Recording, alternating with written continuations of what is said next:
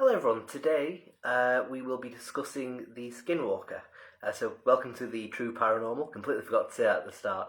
But yeah, so we will be discussing the Skinwalker today. Apologies for being about 10 minutes late, I was just setting all of this up. Folklore concerning the Skinwalker belongs to a southwestern Native American tribe called the Navajo. At least I'm just going to say now, I probably will butcher some of the pronunciations as I don't know exactly how to say them. So it's spelled Navajo. I'm assuming it's pronounced Navajo and not Navajo. So I will pronounce it as Navajo. So apologies if I am mispronouncing that. Anyway, put simply, skinwalkers are shapeshifting witches who are believed to cause harm through various supernatural means. Similar creatures do exist amongst varying Native American tribes, along with across the world in varying cultures, one such example being demonstrated in Norse mythology. Due to the belief that skinwalkers often transform into wolves, this has led to them being thought of in the same category as werewolves. However, this is not the case. Where a werewolf typically cannot control when they transform or what they transform into, a skinwalker has complete control over when it transforms, and it is not limited regarding what it can become. So as for the history of skinwalkers, there is no known date as to when tales and sightings of the skinwalker first occurred. Through the internet, there are also varying details about exactly what a skinwalker is, how to protect yourself against one, and how one can be killed, if at all. This article will be an amalgamation of what people have said regarding skinwalkers, and it will attempt to point out slight variations amongst different tribes and cultures. It seems the skinwalker originated in Southwest America and is something which predominantly belongs to the Navajo tribe's folklore.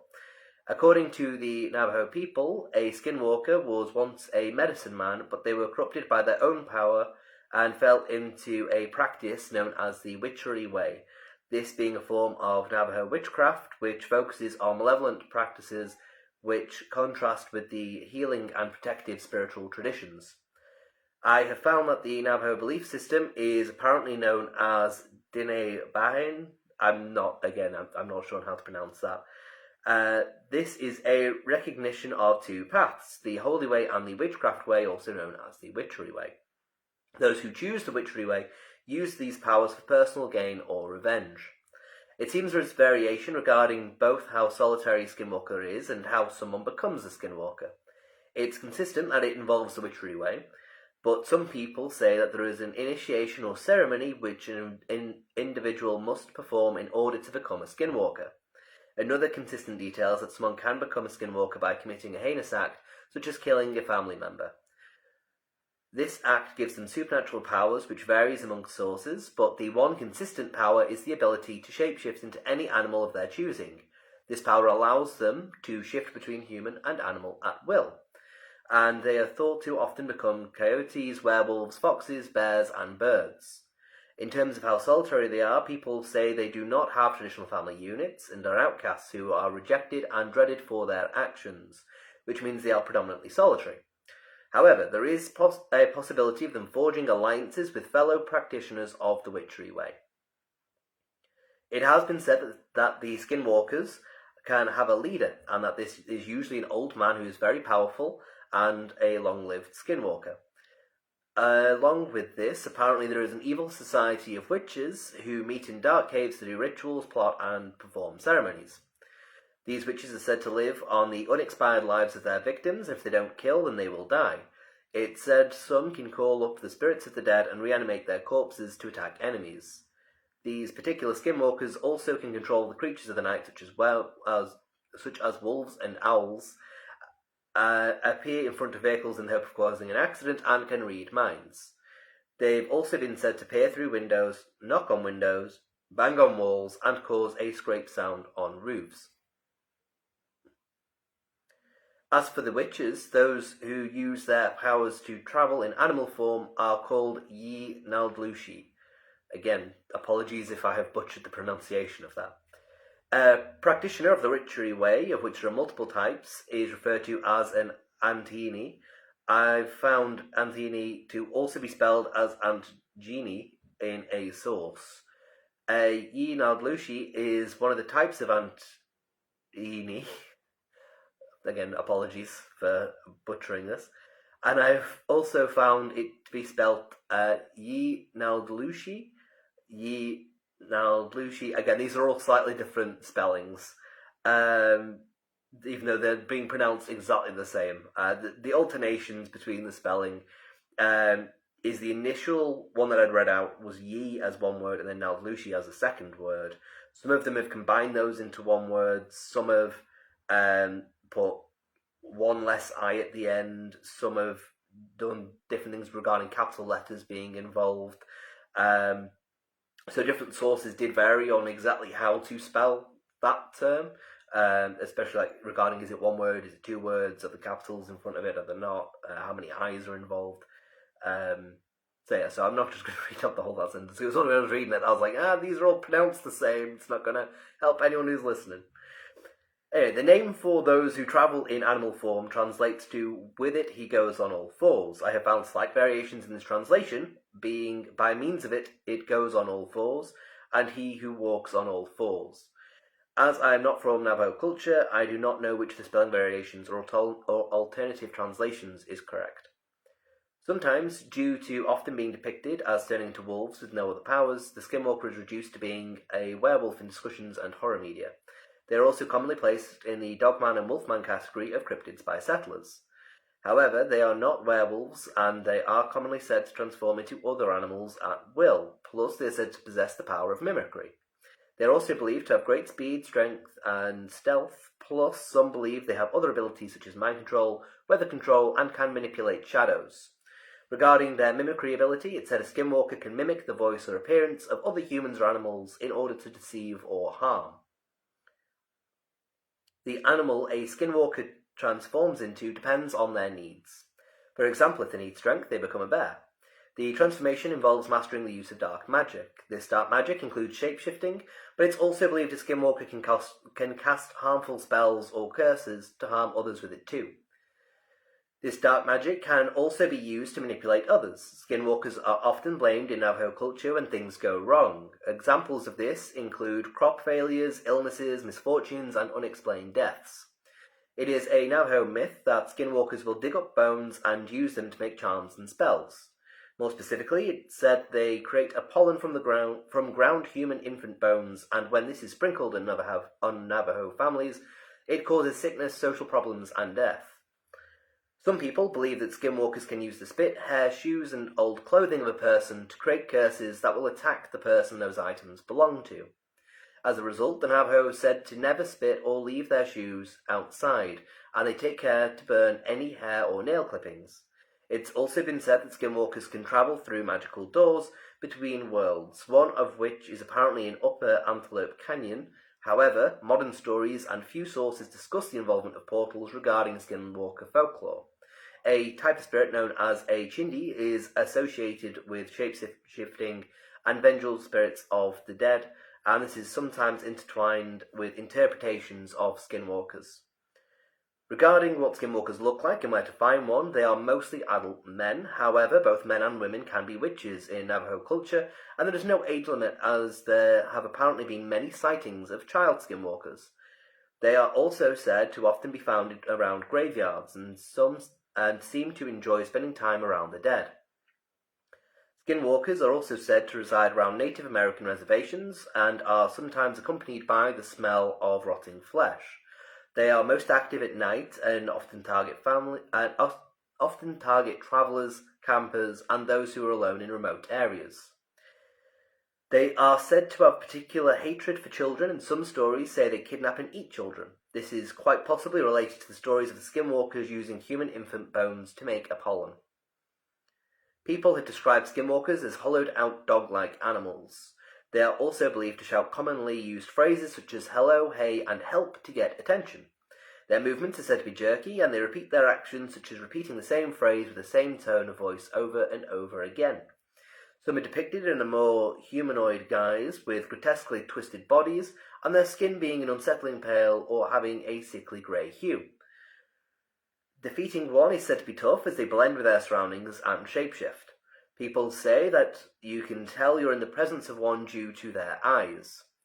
It's said if you shine a light on one while they're in animal form, their eyes will glow a bright red. It's also said that when in human form, their eyes seem animal-like, and when in animal form, their eyes seem human. Some people believe that unusual animal behavior, such as animals behaving in an odd way or having glowing eyes, is a sign that the animal is a skinwalker. It's also believed that many skinwalkers move in unnatural or distorted ways and are mostly animalistic physically, even when they're in human form. They are also said to cause feelings of intense fear or unease when they are near. Due to the skinwalker's ability to mimic, people often associate hearing voices or animals mimicking humans with the presence of a skinwalker. A complete description is that skinwalkers have glowing eyes, matted fur, and an appearance which is both twisted and hunched over. They are also believed to be highly intelligent and cunning, likely because they are medicine men who were brought into the witchery way by means of killing a close relative, likely a sibling, or by committing a crime such as grave robbing or necrophilia. Skinwalkers are also thought to be incredibly fast to the point where they can run alongside moving cars. They can also run huge distances in animal form. It's been said that skinwalkers are specific to Navajo culture and their beliefs. It's also been said that although the origins are unclear, people believe they date back hundreds or possibly even thousands of years. Some theories have suggested that the concept of skinwalkers may have originated in ancient European folklore, as shapeshifters are often depicted as witches or other supernatural creatures. One such example of this can be found in Norse mythology. According to this mythology, there is a type of person who can travel in the shape of an animal and learn secrets or take the characteristics of an animal. The person with these abilities is said to be wearing an animal's hide, and the most well-known example is that of someone who takes the strength and stamina of a bear. These people are known as bear shirt or berserker. This is where the origins of the word berserker come from. Also, according to the Norse versions of the folklore, there were also wolf-based warriors called Ulfodnar or wolfcoats. Aside from the battle rage which the animal spirit granted, it also gave the ability for the person to send out their soul in the form of their animal in a practice called hamferir or shape journey. According to Norse mythology, there was a hero called Sigmund. Sigmund and his son, called Sinfioti, I think, again, apologies for butchering any names, became the Norse version of skinwalkers for a short time after discovering two magic wolf skins, which turned them into wolves when they wore them. When Sigmund and his son became overcome by their animal instincts and began fighting over meat, Sigmund nearly killed his son. After this, they both decided to burn the wolfskins. This Norse version is similar to one account of Navajo tradition. Apparently, the medicine man has to be wearing an animal skin in order to transform into that animal. The wearing of animal skins is apparently where the name Skinwalker comes from. They may also wear animal skulls or other antlers on their head to enhance their powers. The Navajo consider it taboo to wear the pelt of any predatory animal, and so they will only wear sheepskin, leather, or buckskin. This folklore also says they can control and manipulate the natural world to their will, and they can possess both people and animals. Some people say this possession occurs if a skinwalker locks eyes with a person, and then they can control the person's body to do things they wouldn't normally do. Versions of skinwalkers do exist amongst other Native American tribes, these being the Pueblo, Apache, Hopi, and Ute. Again, apologies if I've butchered any of them. Sources have said the Hopi believe someone becomes a skinwalker when they break a cultural taboo or undergo a ritual. This is similar to other sources which have said social transgressions and the breaking of tribal taboo can cause for anyone to become a skinwalker.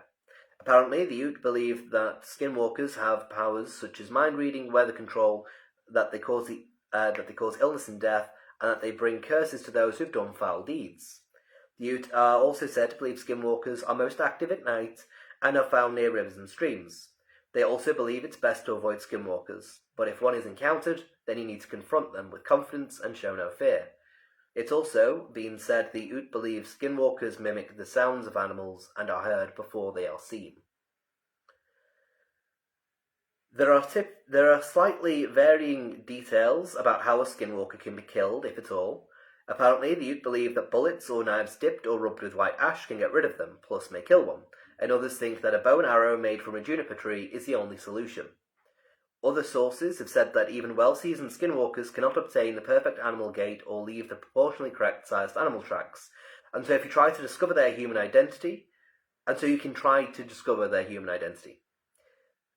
Some believe finding their human identity is the only way to defeat them.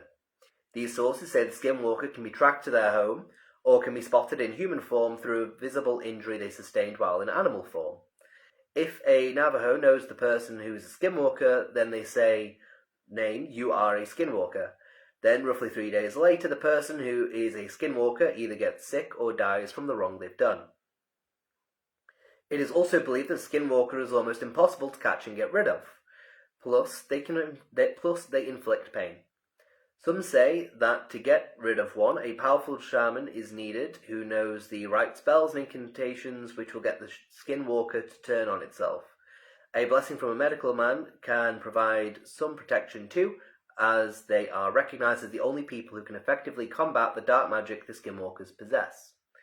Aside traditional faith healers performing ceremonies and rituals for protection, it's also thought if a person goes out at night, then they can cover their body with corn pollen,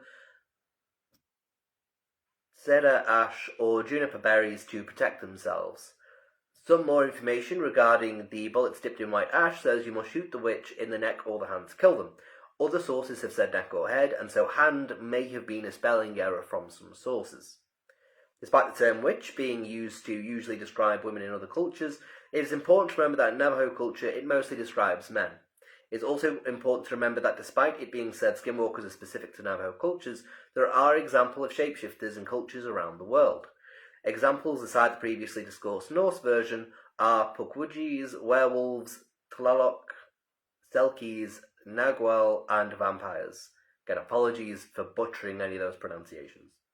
In a 1944 book titled Navajo Witchcraft, a noted anthropologist called Clyde Clucone explored the magical traditions of the contemporary Navajo people. His book examined the influencing events by supernatural techniques that are socially disproved. Clyde noted that English language translations like witchcraft are useful shorthand but not perfect.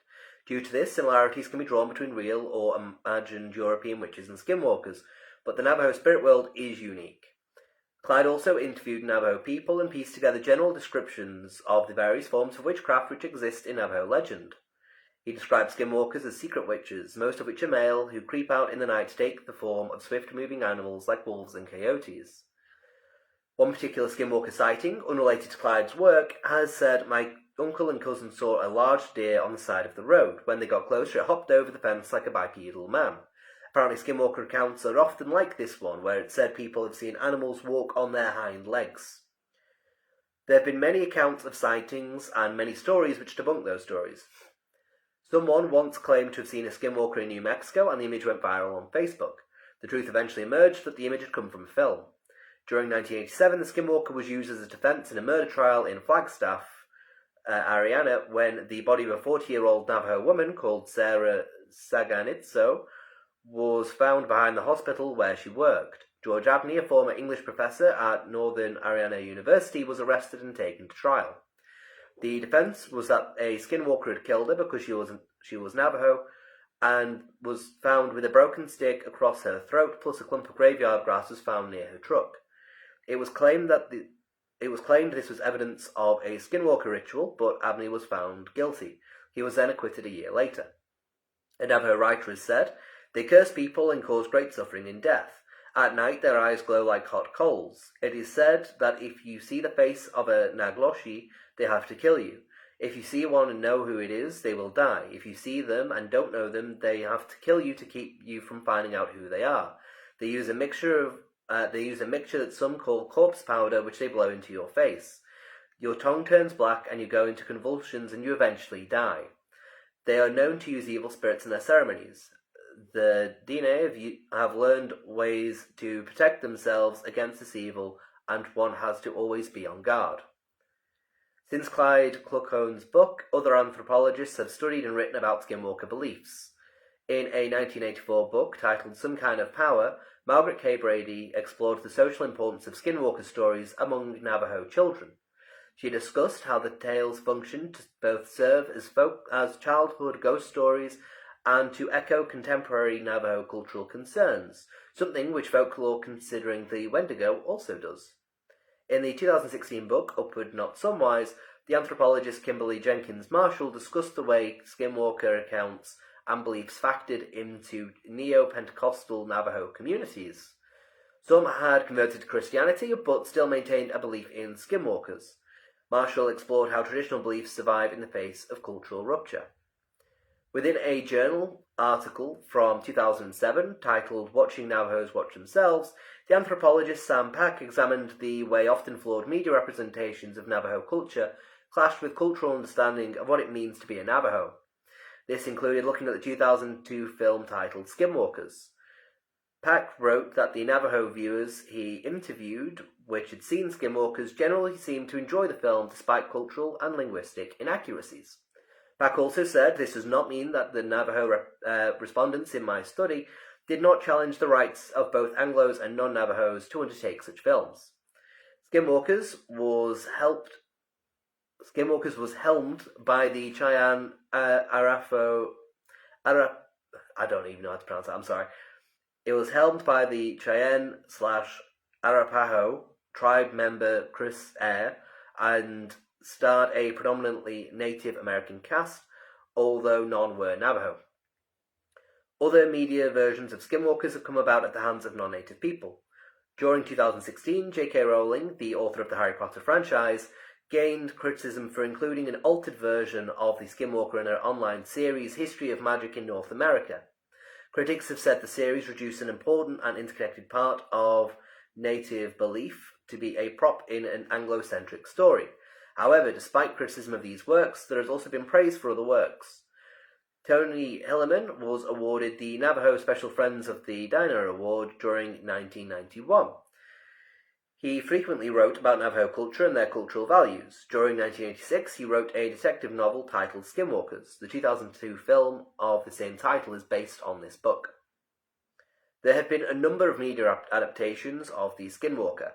During 2021, there was a film titled Skinwalker, and there was also a game titled Skinwalker Hunt. A second game also exists called Skinwalkers. Another book which exists is titled Skinwalkers, Shapeshifters, and Native American Curses. This book was by Gary and Wendy Swanson and goes back to the lore, acting as a compendium of personal encounters with creatures and curses related to Native American culture. As discussed previously, some interpretations of the Skinwalker are inaccurate. This was shown in a 2017 episode of Ghost Adventures, which aired on the Travel Channel. According to ICT News, one source said, "We were appalled by the ridiculous conjecture in Ghost Adventures. There was a staged fire with an animal skull, feather and bullet, and bizarre explanations from white men who come to get the story that fit their series. It was like people told them the craziest things and they gobbled it up, or worse yet, they made it up. The references to a phoenix found in the cave and the arch as a gateway to evil are not from our culture. I wondered if the Navajo people in that episode knew what the producers were conjuring up. It was laughable and sad, an amateurish, negative representation of Navajo culture." A very real event which some have traced the Skinwalker legend in Navajo culture back to occurred during 1864 and is known as the Long Walk of the Navajo. During this event, the Navajo were expelled from their land and were forced to march to the Bosque Redondo, also known as Fort Sumner in New Mexico. People suffered and numbers dramatically dropped due to bad water, crop failure, and illness. The government admitted they had made a mistake, and so the Navajo were allowed to return to their homeland. During these years, many tribe members are said to have turned to shapeshifting to escape their horrible conditions. Others have been more extreme when describing this, and have said they shapeshifted to escape the horror of living under the torture of the white man. In animal form, they could not be captured by soldiers. Following this event, and the Navajos returned to their homeland, accusations of witchcraft and the hunting of skinwalkers began, as they felt their gods had abandoned them. During 1878, the Navajo witch purge occurred, and 40 suspected Navajo witches were killed in order to restore harmony and balance to the tribe. In reality, the Skinwalker legend may be down to infrasound or hallucinogenic plants. Infrasound is a low-frequency sound wave which can cause feelings of unease and fear in humans, things associated with being in the presence of a skinwalker. As for the plants, vivid audio and visual hallucinations could possibly be interpreted as encounters with supernatural beings such as skinwalkers. Aside the folklore discussing the witches and their ability to steal your face, absorb itself into you, and control your actions, there is also a location named after the skinwalker. This was covered in a 2020 TV series called Curse of Skinwalker Ranch, but it was first discussed in a 1996 newspaper story. This story said that Terry Sherman encountered a wolf 3 times bigger than a normal one 18 months after he moved onto the ranch while walking his dogs. The wolf had glowing red eyes and was unfazed when Terry fired 3 close-range shots into it. The ranch, called Skinwalker Ranch, borders the Uinta and Ore River Indian Reservation located in Utah. This location has also been referred to as the Sherman Ranch and is said to have lots of strange phenomena occur there. Tales of the Ranch led to a book called Hunt for the Skinwalker, a documentary of the same name, and a History Channel series called The Secret of Skinwalker Ranch. The location was dubbed as Skinwalker Ranch in reference to the Navajo legends. The ranch covers 512 acres in the Uinta Basin, and the unexplained phenomena includes UFO sightings and livestock mutilations. During 1996, the Sherman family sold the ranch to a billionaire called Robert Bigelow.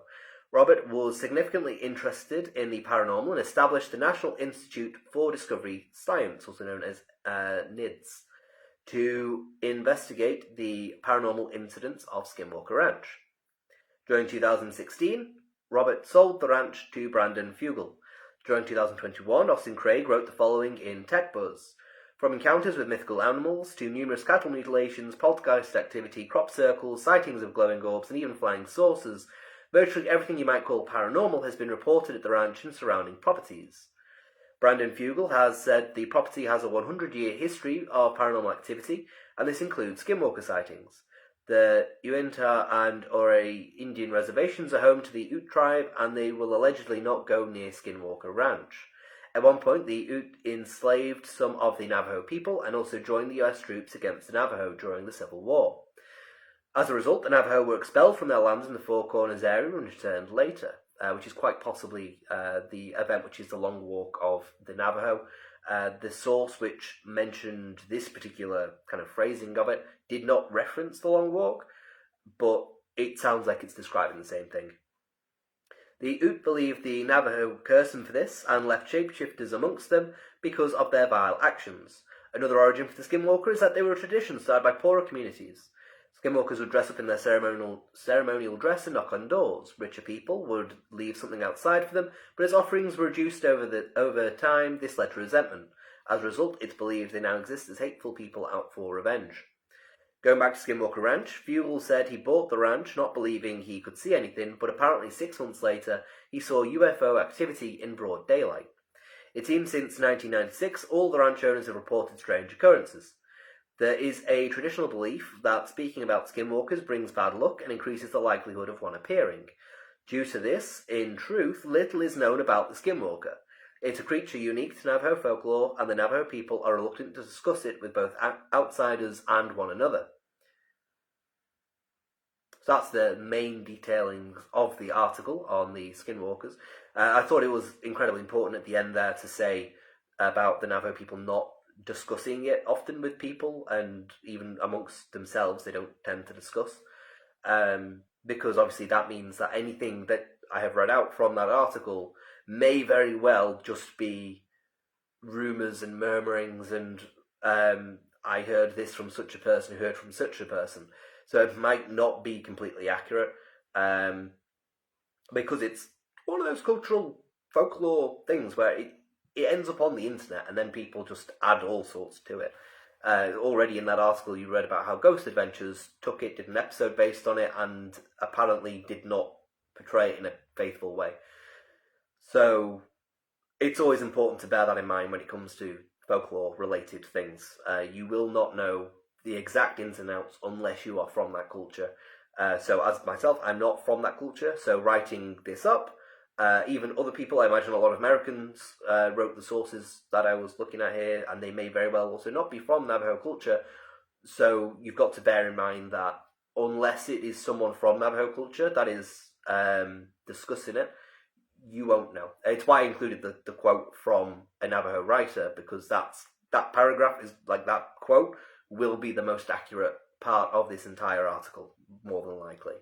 But it's interesting you could see like things interweaving here and there between certain things which certain people have said. Anyway, so as for my thoughts, first I want to emphasise I'm not from Navajo culture, and so this information is purely what I've been able to find online. There are likely bits and pieces from various tribes and cultures which have been intertwined, but I tried my best to distinguish what bits were from where. As for my thoughts on the Skinwalker, I think bits are true and bits aren't true. I absolutely believe there could be people wearing animal skins who claim to perform dark rituals which grant them the speed or strength of a chosen animal. I also think that they've been seen to transform into these animals through hallucinogenic plants. I do not believe it is physically possible, though. I think in reality, skinwalkers are a very human thing, which have been elevated to the folklore reported. I also agree that, such as with the Wendigo folklore, the Skinwalker folklore could exist as a lesson for the Navajo children regarding morality. This is shown through the folklore warning against committing taboo acts. When it comes to the concept of portals, which I'm unsure on if they belong to Navajo folklore, I don't think they exist. I think this has come from the imagination of people who have looked and seen something in the outline of a rock which resembles a door. Again, the portals could be a result of hallucinogenic plants. Because you see like certain trees, etc., have like arches in them, certain rock formations are arched. So I can absolutely imagine someone being on a hallucinogenic plant, seeing one of these naturally occurring archways, and going through it, and the hallucinogenic stuff is doing its thing. So an important point there, when it comes to the portals, you do have reference in the Ghost Adventures quote, which indicates, it doesn't say portal, but it implies portal, and so that very well could be something that's come from that, and it might not be from Navajo folklore, because obviously the person coming to them that said that part was not from their folklore, and if that was a portal they're referring to, that means it's not part of folklore. So it's important to remember these things. As for Skinwalker Ranch, I was incredibly reluctant to discuss it. It seems people are quick to report on UFO activity in relation to the ranch instead of Skinwalker sightings, and UFOs are not something I will cover on this database. I was hesitant to cover Skinwalkers at all, as I only wanted to cover things in connection to an afterlife, and as Skinwalkers are witches who are very much so alive, I wasn't sure if they'd fit the bill, as they tend to fall into the cryptid category. However, their magic can apparently involve spiritual involvement, and they can apparently possess people, so I felt this was enough to discuss them. Plus, I've seen them be compared to elementals, and I want to clear up if this is appropriate or not, or if they are completely distinct. So far, I believe they are distinct, but this is without properly researching elementals and their history. As I've covered Skinwalkers, I'll probably do an article dedicated to Skinwalker Ranch one day. However, with only knowing what has been discussed in this article, I currently do not believe there is going to be much at all to the ranch, aside from people wanting to profit from publicity. So, the point there, because then it just gets onto the thank yous, that I was making about the comparison to elementals. I'm just going to have a quick drink a second, and then I will go a little bit more into that. Basically, the Overnight channel, a while ago, with Elton Castee, Corey Scherer, he's no longer part of it, but with Elton, they did an episode where he was in a forest, where Elton was in a forest, and it might have been after Corey had left the channel, actually. But Elton was in a forest, and he thought that there was an elemental in that forest. I cannot remember if the original title of the video said about a skinwalker or if it said about an elemental, but in the description, he does compare elementals to skinwalkers, and he does say that he's doing, like, through research, that is the closest thing that people will be aware of regarding, I think it's elementals. So I think he was saying that he said skinwalker because a skinwalker is the closest thing that people will commonly be aware of as opposed to an elemental. As far as I'm aware, because I think it might be Leap Castle. It's one of the castles I've written about in Ireland. there is an elemental said to haunt that location. And straight away from me saying that it's said to haunt the location, from what I've read out, you know that that's very different from the very human witch that is a skinwalker, as opposed to an elemental, which, from my vague memory of that article, an elemental is basically a spirit that's been conjured by someone. It's a nature spirit that can protect a location, protect some land, something along those lines. I could be very wrong with that. But that, compared to skinwalkers, very different. And so that's the kind of thing I want to try and clear up, because I'm aware that lots of people watch Overnight Channel, and that straight away struck me as wrong. So I want to try and determine, were they right to have made that comparison, or were they wrong to have made that comparison? But I will make that comparison in an article dedicated to elementals, and I'll also include screenshots there of what it was that Elton had said. Because at the moment, the title is elemental in the title, so it should be that it's based on. So thank you very much for listening and for watching. I know it's more so listening than it is watching when it's just me talking to the camera like this. But thank you very much to everyone who has. I hope that you have enjoyed hearing me read out this article on skinwalkers, and I hope as well that I didn't butcher the pronunciations too bad, and that the information that I had read out is correct. I'm aware that there will be one or two things which probably aren't. That's always going to happen with articles. But I do try and make them as accurate as I can. So thank you very much, everyone, for watching, and I will do another live stream where I read out what will be this Friday's article, which will be a journal entry. I will do that next Wednesday. So thank you very much for watching, and goodbye.